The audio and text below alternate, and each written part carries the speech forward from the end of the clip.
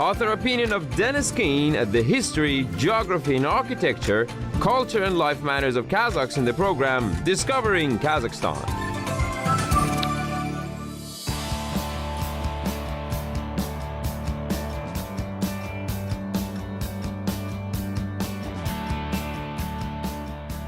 Salam, привет, and hello. I'm Dennis Kin, and today on Discovering Kazakhstan, we will be discovering this country's gleaming new capital, Astana. Astana is unusual for Kazakh cities because it is split in two. On what locals call the right bank of the river Asil is the old city, dating back to the 19th century.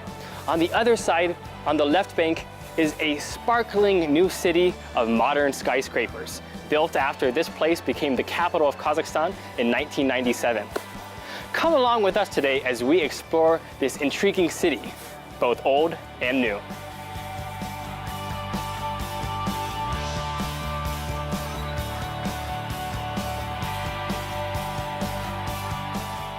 No matter what side of the river bank you're on, Astana has this kind of contagious, youthful energy, especially in the warm summer months when families come out to stroll along the riverbank. And this summer has something special because the World's Fair, Expo 2017, has come to this city for the first time. To show us around the city, we're meeting a volunteer from Expo, Aigerim. Nice to meet you, Dennis. Hi, Aigerim. Nice to see you too. So you're volunteering for Expo, and a lot of people are going to this amazing facility that they've built for this event. But I want these people to know that outside of those grounds, there's a whole urban space that is waiting for them to explore. That's totally true. I've lived here for 2 years already, and I thought that I knew the city, but every year, even each month, I have something new that I know. Like my friends tell me, someone else tell me, I read somewhere, and like there are a lot of places to explore. So. It's a city, especially the new part, that is only 20 years old, and every single month brings something new. So I think if we go for a walk and try to explore the place, we're going to discover something together. A lot of visitors coming to the Expo in Astana may get the impression that this city is brand new, but the settlement was actually established as far back as 1830 by the Russian Imperial Border Guards known as Cossacks. For more than 100 years, the city was known as Akhmolinsk. If you stroll the old right bank of the capital, you can find fascinating remnants of this chapter in history. This is one of the oldest buildings here in Astana. It was built around the beginning of 20th century. The beginning of the 20th century, that's more than 100 years ago. Yeah. That means like even before Kazakhstan was part of the Soviet Union, back during the Russian Empire. You're exactly right. So this building belonged to a family of Kubrins who owned a chain of shops here. And they were famous. So they were kind of entrepreneurs. They built up their own business in this area. Yeah. And it's funny that they were in the kind of grocery business because now this is still a grocery store, like, yeah, you know, more than 100 years right. later. I actually heard that it's a one-of-a-kind place because on the inside, you can see some exhibits about the history of Akmola. Well, I think, Aigerim, you'll never find another educational experience like this. Rows of sausage with historical photos up on the walls. This is a special supermarket. Yeah, so these photos are not just photos of people, but they are founders of the city. They are famous traders.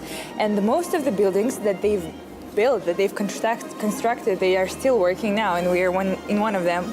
So not a lot of people know that, right? Because most people who come to Astana, whether it's for Expo or otherwise, they see the new side of the city. Yeah, right? they think that is the Astana, but actually here we are. This is the history of Astana, so welcome then. And Astana actually is a new name. Astana just means capital in Kazakh, right? That's true. And it only received this name in 1997. For most of the history of the city, it was Akmola or Akhmolinsk. Yeah, you're right. And it's in a place like this, an unexpected place like a supermarket, that you can really tap into that ancient history. Do grocery shopping. And do your grocery shopping. As you shop for your groceries, you're watched over by some of the most famous citizens of the former city of Akhmolinsk, the so-called kupci, or merchants. These master capitalists built grand buildings that are now highly prized in Astana, used as embassies and government headquarters. Though Astana is a dream for people who love modern architecture, Yeah. personally, I'm actually a big fan of this super old-fashioned stuff. Whatever you can make with wood or brick and with this kind of beautiful details. Yeah. So it's fun to look up along the walls at all these murals that they've made of classic Akmola architecture. Yeah, and this is the building that we're actually in right now. So doesn't it look different? Right? I mean, without all the fancy cars and the advertisements and the people on the street, I mean, you can imagine this simpler time back in the 19th century before the city boomed and bloomed into what it is now.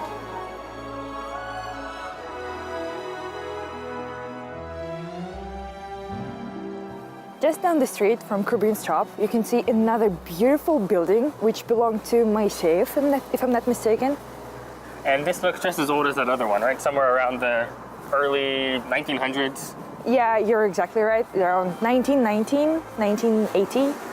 It's so cool. I mean, look, I have a lot of respect for the modern, innovative architecture of Astana. The big pyramids and giant tents and glass globes. But this, to me, is equally cool. Because, you know, looking at this, you could imagine yourself on the campus of Harvard or Cambridge or something. You're exactly right. Or in some kind of, like, ghost story. It's got this atmosphere of history. Yeah, I feel the same. Like, for me, it's something old, ancient, and history, in Russian maybe English, and like, it brings me some feeling of that. It's got a different flavor than what you would expect. And we can see this on every street corner around here. Just walking around this right bank of the city brings constant surprises. Yeah.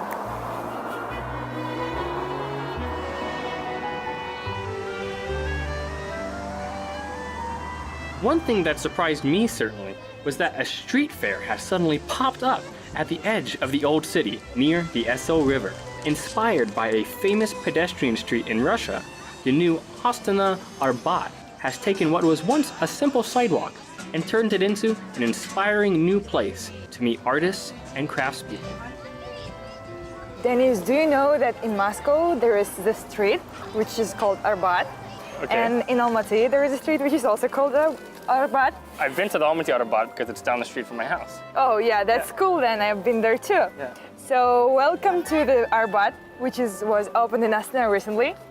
So this is the place where the craftsmen, workers gather together, and artists and musicians to show their talents, to maybe to show their works to the common audience, because like normally, usually people don't see all that stuff, and like you get really surprised that there are a lot of such talented people here living in Kazakhstan, Astana. Right. Exactly. Right, I mean, so much of this art is usually kind of hidden away in a gallery or a museum, but this is kind of like an open air gallery. So all along here, I mean, really amazing art for affordable prices too, for those who are visiting Kazakhstan. On this side, they set up these kind of half yurts, where craftspeople from all over Kazakhstan have showed up here, right? Yes, that's like the very traditional earrings and then rings and all that stuff. I really like it personally because I feel that it really brings my real Kazakh spirit out of me, and that's why I enjoy being here and coming here. You should be proud to have that kind of crafts. So we've got craft people, we've got painters, we also have some musicians. So here they've got street musicians who are coming to jam. Maybe we can play with them a little bit. Yeah, I guess you have to try. Yeah. Let's not talk too much. Nobody on me. Come on now, follow my lead. Come on now, follow my lead. Woo! Hey, nice. Yeah, good job. Well, let's see. Actually, I'm terrible singer, so like, me too, but singing right now with them is quite fun. But this is this kind of like democratic atmosphere where even if you're not a great singer, even if you're not a great guitar player, and these guys are, you can come here, you can have fun, you can play music. Yeah, nobody's gonna judge you. Nursultan and I are gonna dedicate a song to our new band member here.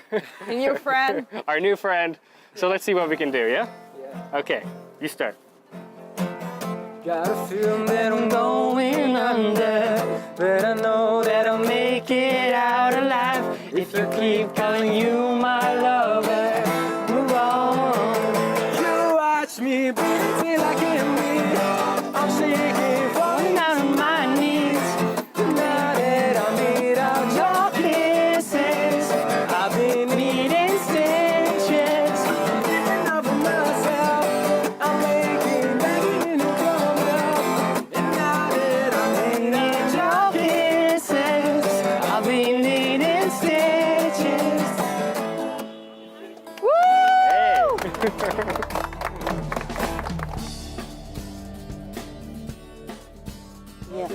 One amazing little corner of the new Astana Arbot is this little yurt where they've set up an authentic Kazakh loom. And you can see strung all along here is this colored yarn. And now Aygrim is being shown how to make a kind of Kazakh textile. They're making these kind of long scarf-like objects that are actually used to wrap around a yurt or to somehow decorate the inside of a yurt, the traditional Kazakh home. And so it's actually not as easy as you might think. There's only 2-3 colors here, but she has to keep that same pattern going up and down the entire textile. Now, and there's traditional patterns that she's using, that she's putting into this work. So the woman here told us that the ornament that they're using is called koshkormius. We can see the same kind of ornament here, it's those kind of ram's horns that we see over and over again. What I think is so cool is that this kind of knowledge has just been passed down orally from generation to generation. Back in the day, there were no textbooks in weaving or textiles. It was just one grandmother teaching her granddaughter generation after generation. And through all those centuries, through all that Kazakh history, they've been able to maintain this beautiful craft. How do you think she remembers all of this? I don't know, maybe years of practice only. It's insane. Row by row, she's telling her, go under this one, go over these 2 ones. Yeah, it's hard to do that. It's hard to manage that. I mean, I appreciate all the effort that people, that my grannies, can I call her granny maybe? You could. Granny puts in that to do all that stuff. I think that it's the years of practice, just like that helps her to remember all that stuff. I think the new generation should learn something like that because it's tradition. Yeah, and with all these gadgets and social media and stuff, too many distractions in the world. Yeah. It's actually really healthy to sit down, just focus on one thing. I guess my eyesight much better through like doing all that stuff for a few minutes, even that.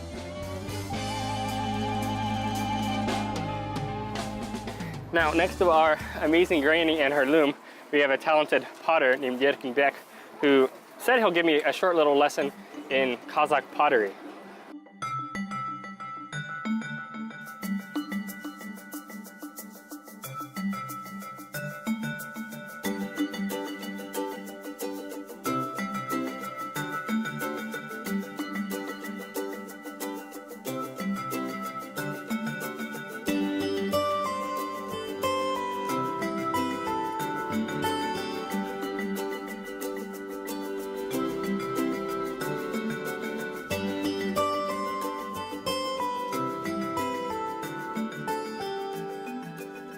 You pour some water in that again. Put that on your fingers. And you hold that with your thumb and you cut it. Is she gonna do it or am I gonna do it? He wants you to do that. Wasn't it steaming? Yeah. This is the moment of truth. We have to separate the cup from the wheel itself without totally ruining everything. You have with this to one. pointing fingers, yeah. Now hold that with your thumb. Like this. Okay, like this. Oh no. I believe in you. Oh! Yay! Is it free? Can we take it off? Болды ма? Көтерсе болады ма? Okay, we gotta wait. We don't want to hurry. Do it like this. Okay. Scraping off some of our mud.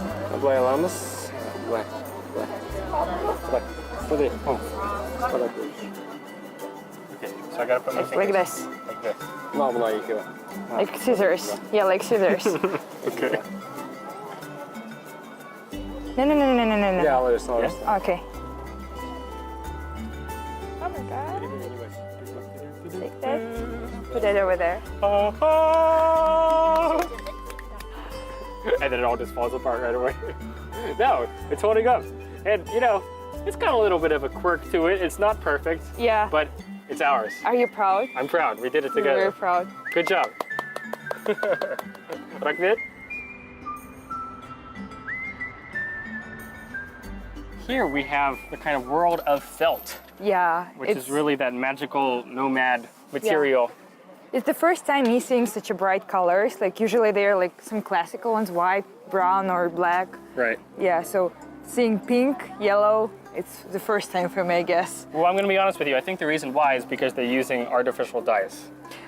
Whereas, like traditionally, Kazakhs would use whatever they can get in the natural world. So they're probably taking some like roots and grinding it up, taking some plants and grinding it up to make some kind of very subtle colors. But here, I mean, that is pretty cool to see bright, hot pink felt carpet here. Can you imagine that being in the yurt, in like in such kind of traditional yurt? It's gonna be strange. That'd be like a girly girl's yurt. Have hot pink up on the walls. So they have little kind of, I don't know what these are for. These are... In Kazakh they call it kurpe. Kurpe? Kurpe. Yeah, so kurpe is your kind of like seat cover or sometimes a little mattress that you can put under yourself to sit on the ground.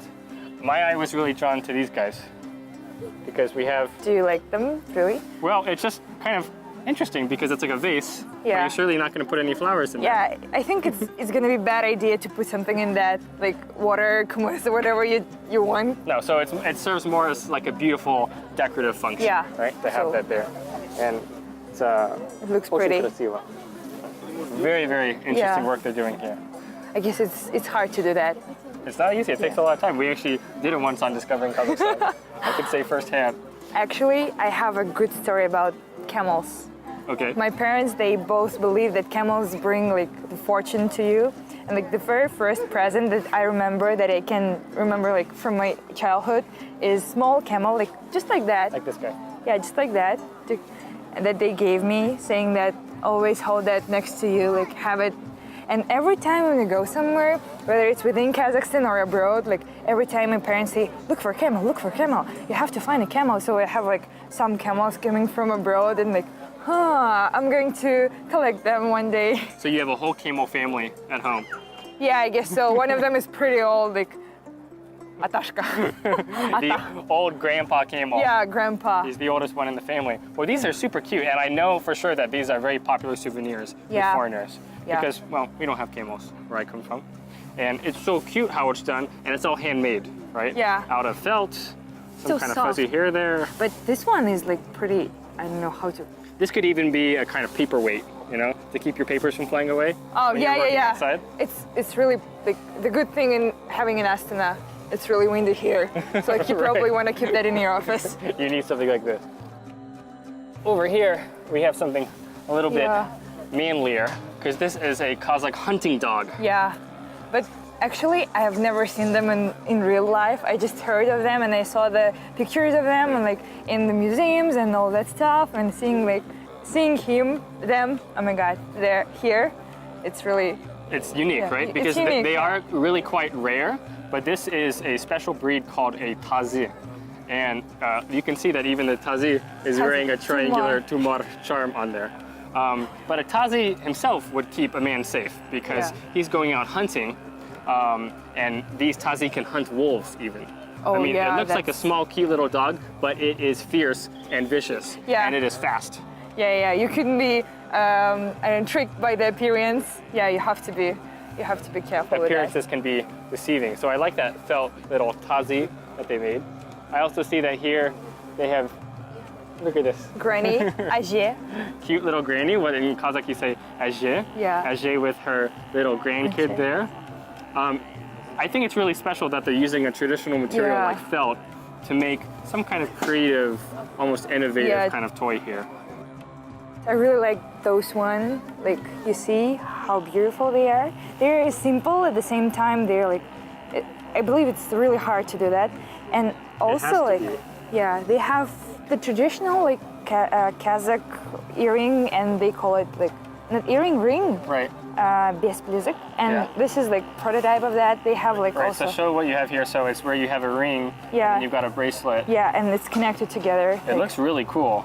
Yeah, so if you look close up at these rings too, you're right, they're super detailed, because in there you have these very, very small beads of silver. And think about what kind of concentration it takes for the master to go in there and lay it down in bead by bead on there. One by one. You also see that there's a kind of motif here that you have lots of these triangles. See that? Triangles there, and even look, all around here you're going to see the same shape, that triangle shape. And whenever you have this Kazakh charm or tumar, you always see that triangle. same symbol, right? Yeah. And what I heard is that actually it's because it's this kind of sharp shape, it'll scare away the evil eye. It'll scare away any kind of like bad demons. Yeah. So a lot of this here is to kind of protect a young girl. Yeah, over right? this. Like look at this kind of thing, right? So this is one that you could wear. And what do you think you could put inside there? You put inside some kind of note with a prayer, some kind of scripture in there, and that would keep you safe. Do you want to have that? You can I don't think try. I can pull this off. So she's playing this instrument that in English we call a juice harp. Juice harp? Yeah. And she's really good because I've tried to play this thing. You put these two metal bars kind of on your mouth, your teeth, and you flick it. Yeah. And then you use the kind of inner cavity of your mouth to make that sound. Look at her go. That's hard.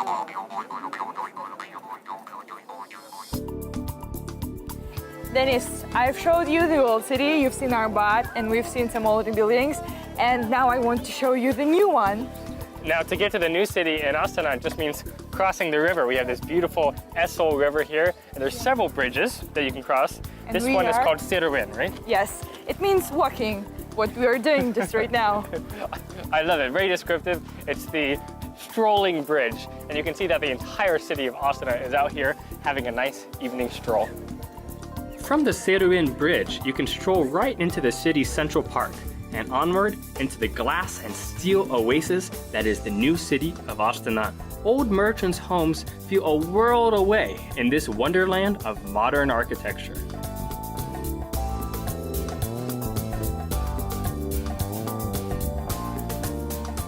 Yes, I'm so glad we finally found this building. This is a structure that actually people all around the world were talking about because it's the world's largest tent. Yeah, you're right. Built by Norman Foster, this is the local greatest mall called Han Shatir. And Han Shatir means something like the Khan's tent. Yeah, you're right. And this building is one of the main features here in Astana, so I'm glad that you see it. The other reason why this building has become such an international sensation is that it has a beach inside. Yes, it has. And it's quite unique because during the winter time here in Astana, it's almost impossible to find some place to have a tan or to swim a little bit. But here in Han Shatir, it's possible. Can you really get a tan in there? I'm not sure, I haven't tried yet, Right. but I'm sure that I'm gonna do it. But you can at least pretend you're sitting on the beach in a To tropical relax. weather while there's a blizzard outside. It's really an innovation that's made for such a severe climate as there is in Astana. But obviously the building itself is quite unusual, made out of this special material that's been stretched out into this tent-like form. And it really anchors the city because from here all the way running through this central part of Astana is this main boulevard, right? This is called Nurjol Boulevard. Astana is one of the youngest cities here in Kazakhstan, and each year there are different installations that are prepared by different artists, and you can see one of them right here. This is amazing. There's all these little humans. At first I thought they were pregnant, but no, they're holding the planet Earth because this is showing that we all care for the planet no matter where we're from. And here I think we have statues from almost every country in the world. Japan. Here we've got Japan. Brazil. Here we've got the toucan on Brazil. An island as small as Haiti in the Caribbean. Yes. Everybody has a voice here, has some kind of statue representing them. What do we have here? The Republic of Guinea. Yeah. Some countries not so well known, others pretty famous. Of course, leading the way is our dear Kazakhstan. Yeah. Here So what can we see here? Akorda. That's the presidential palace. Yes. Then Bayterek. We can go see that a little bit later. Yeah, right? that's true. We got the map of Kazakhstan. We got the president's hand right there. Which is actually we can see this one here in Bayterek in the higher position, in the higher floor. Okay, so you're gonna have to tell me about that a little bit later. This looks like the sun. Shield. Oh, a shield. I think it's shield. Okay, Kazakh shield. Yeah, Kazakh shield for the warriors. Here we can see. Okay, come around this side and we can see what's here on the back. Some Kazakh instruments. Yeah. Famous dombra and khobuz. some petroglyphs and some camels showing that ancient history of Kazakhstan, of the Silk Road, and of people who lived here centuries past. Kazakhstan's most famous poet. Yeah, Abay Konanbayev. Yeah, here we see pyramid and those buildings over there. It's kind of funny to see them all right here, because we were just looking at that one. That's Khan Shatir, the shopping mall with the beach in it, and the pyramid that's called the Palace of Peace and Reconciliation. So it's really a nice overview of Astana, of Kazakhstan, of everything that makes this place special. I think you can come here and check everything here, and then like, I'm going give here. Him a hug. Oh, you're so kind. I'm going to. Well, this monument is one that everybody in Kazakhstan knows. You'll find little versions of this in villages throughout the country. In the cities too. It's become a kind of symbol of Kazakhstan itself. It's Bayterek. Bayterek, as Eiffel Tower in Paris, Bayterek in Kazakhstan, in Astana. So, and there's actually a kind of a story behind Bayterek. It was apparently actually designed by your president himself. And he is quite a well-read man. He knows about this Kazakh myth Samruk. That tells the story of Samruk, a famous bird who laid a golden egg atop a tree. So here we have the egg in the tree. Here you can actually go to the top of the monument itself. You can go inside the egg. And you can see the president's hand in that, and you can put a hand in that. And there is a legend that if you put your hand there and make a wish, this wish come true. I've tried that one and it worked. It worked. Once. I tried it once and it worked. Yeah. You wish that you would be on Discovering Kazakhstan. And now you're here. See, wishes come true.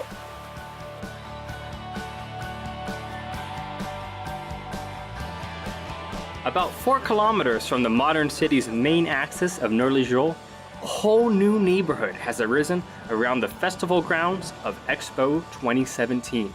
A modern-day World's Fair, this event is running all summer and features dozens of national pavilions showcasing green energy solutions from around the world. The creation of the Expo Center has created a whole new center of gravity in Astana, with surprising new structures out on the steppe. This is the newest neighborhood here in Astana, and when I moved here for the first time, nothing was there, and it was built in these 2 years. And you can see Astana Ballet Theater, which is actually Ballet Theater, yeah, exactly right. It's the house of Astana Ballet. It's really amazing that they developed this capital culturally. It's good that in Astana here I have a chance to visit Astana Ballet Theater or Opera House to see both, to develop culturally. And you can see that ballet, amazing moves. I can be very feminine and all that stuff. When you moved here 2 years ago and you were at the university nearby, this was just open steppe. I remember when I came for a visit back then, there was nothing here at all, just tumbleweeds and dust. And now there's professional artists here doing pirouettes. It's amazing just how the city has progressed. I like that very much here in Astana, because all the time you can see something new developing, the city growing. And next to that, you can see Expo site. The actual expo site. Yeah, the actual expo site. Now, I've heard so much about the expo, and the sphere of the expo has become kind of iconic. They built this huge glass globe, so I can't wait to go see it. Want to see it? Yeah. Let's go. Well, I can see why this has become an Astana landmark, because it is such a stunning building, just a giant glassy marble that you can see from all over Astana. Isn't it amazing to see that, to have that here in Astana? And this sphere is Kazakhstan Pavilion. Okay. And the building around that contains other countries' pavilions here. And if you know, there are more than 100 countries which are presented here in the Expo site here.